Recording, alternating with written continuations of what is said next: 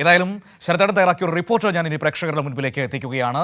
നിക്കരാഗ്വയിൽ ഇടതുപക്ഷം ശക്തമായ രീതിയിൽ തിരിച്ചുവരുമെന്ന് സാമ്പത്തിക വിദഗ്ധനും മുൻ ആസൂത്രണ വികസന ശാസ്ത്ര സാങ്കേതിക ഉന്നത വിദ്യാഭ്യാസ വകുപ്പ് മന്ത്രിയുമായിരുന്ന റെനെ റമീറ്റസ് ഗലൈസ്.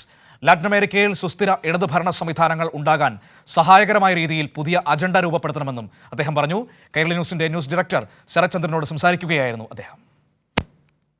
ലാറ്റിൻ അമേരിക്കൻ രാജ്യങ്ങളിൽ സുസ്ഥിരമായ ഇടതു സർക്കാരുകൾ വരാത്തത് ഒരു പോരായ്മയാണെന്ന് സാമ്പത്തിക വിദഗ്ധനും മുൻ ആസൂത്രണ വികസന ശാസ്ത്ര സാങ്കേതിക ഉന്നത വിദ്യാഭ്യാസ വകുപ്പ് മന്ത്രിയുമായ റെനെ റമീറ്റസ് ഗലൈസ് പറഞ്ഞു. ലാറ്റിൻ അമേരിക്കൻ രാജ്യങ്ങളുടെ സംസ്കാരത്തിന് അനുയോജ്യമായ രീതിയിലുള്ള സുസ്ഥിര ഭരണകൂടങ്ങൾ ഉണ്ടാകുന്നില്ലെന്നും അദ്ദേഹം സൂചിപ്പിച്ചു. ലാറ്റിൻ അമേരിക്കയിലെ വിവിധ ഇടതു പാർട്ടികൾക്ക് യുക്തിസഹവും സമാനവുമായ ഒരു വീക്ഷണമില്ലാത്തത് ഈ രാജ്യങ്ങളിലെ ഭരണ അസ്ഥിരതയ്ക്ക് ഒരു കാരണമാണ്. സുസ്ഥിര ഇടതു ഭരണ സംവിധാനങ്ങൾ ഉണ്ടാകുന്ന തരത്തിലുള്ള അജണ്ട രൂപപ്പെടുത്തേണ്ടതുണ്ട്. യുക്തിക്കനുസരിച്ച് സർക്കാരുകളുടെ പ്രവർത്തന രീതിയിൽ മാറ്റമുണ്ടാകണം. അത് നിലവിലുള്ളതിനേക്കാൾ തികച്ചും വ്യത്യസ്തമായ ഒന്നാകണം. ഇത്തരത്തിലൊരു അജണ്ട ഇല്ലാത്തതാണ് ഈ രാജ്യങ്ങൾ നേരിടുന്ന ഒരു പ്രധാന വെല്ലുവിളിയെന്നും റെനെ റമീറ്റസ് ഗലൈസ് പറഞ്ഞു.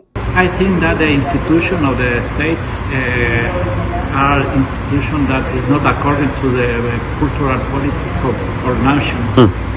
And we don't have in the logic of the Occidental logics the same perspective. And we need to construct as part of the agenda the transformation of the states according of our logics.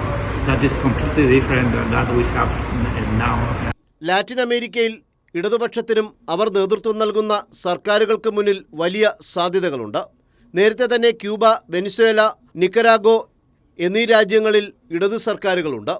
ഇവർക്ക് പുറമെ Argentina, Bolivia, Mexico, Peru എന്നീ രാജ്യങ്ങളും ഇടതുപക്ഷമാണ് ഭരിക്കുന്നത്.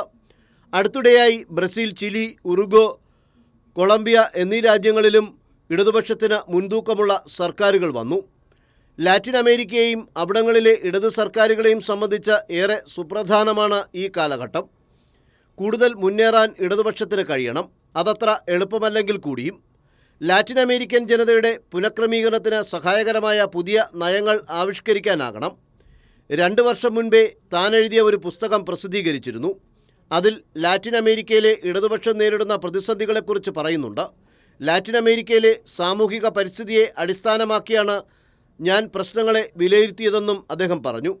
Rafale കൊറായ മന്ത്രിസഭയിൽ 10 വർഷം മന്ത്രിയായി സേവനമനുഷ്ഠിച്ച അദ്ദേഹം നിലവിൽ അർജന്റീനയിലാണ് താമസിക്കുന്നത്.